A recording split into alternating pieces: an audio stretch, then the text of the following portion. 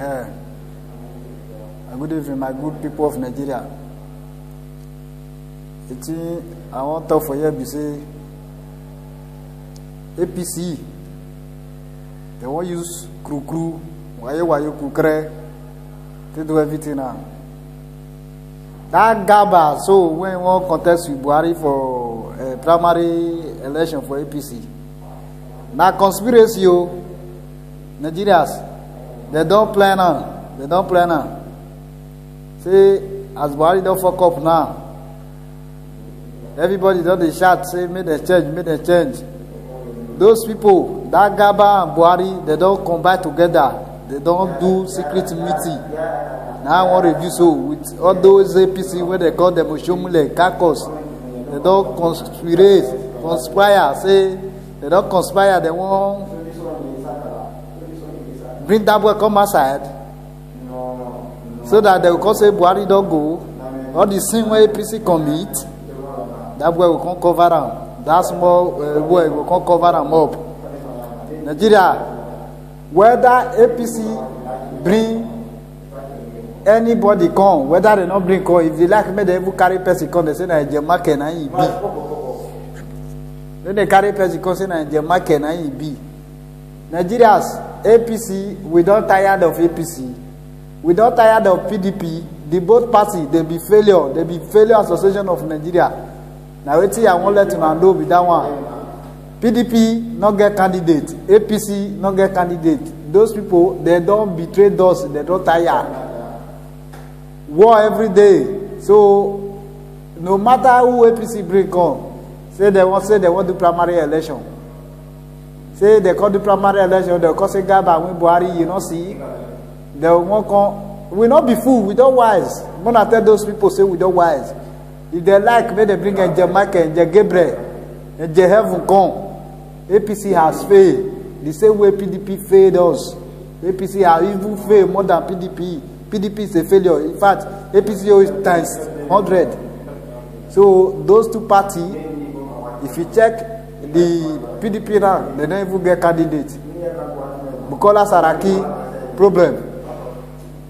Kwankwaso, Wahala, Namidu, another big one, Atiku, worse than the worst. All the people, when they say they drink for PDP, they won't contest to nobody. In fact, Nigeria, it's time for we to tell these people they are failures. So now waiting, I want to review this. Now I say me a review to Nigerians. I beg, in 2019, that name PDP, APC, what we don't have to get that to make sure say we pack them through away. Go pack them put for athletic ocean. Make them swim go that side. Make them swim go one Africa country. If not Togo or Benin. Or if not Libya, they for go north. Make them did there. Those people, they be failure. In fact, person come up for APC, go PDP.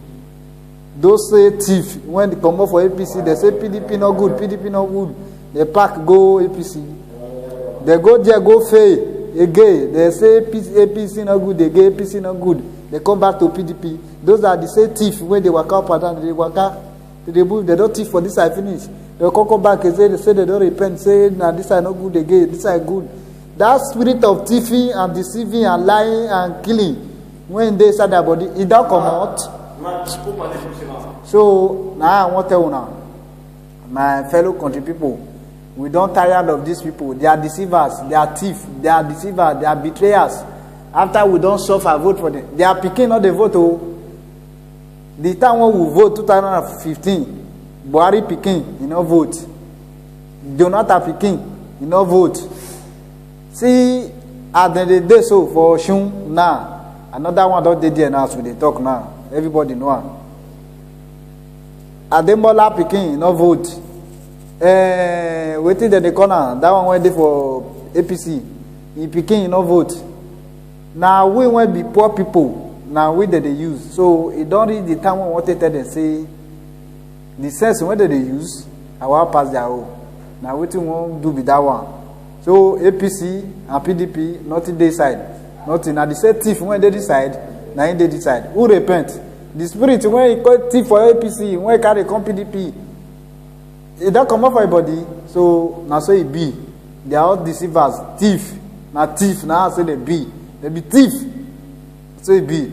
So Nigerians, wanna listen to this one. Wanna get advice. Wanna get sense. Yes, we are great people. We wise past them. They be say them wise. Since we don't look them, they say they don't want to repent. It is time for we to tell them that we are wiser than them. They are not wiser than us. And so it be.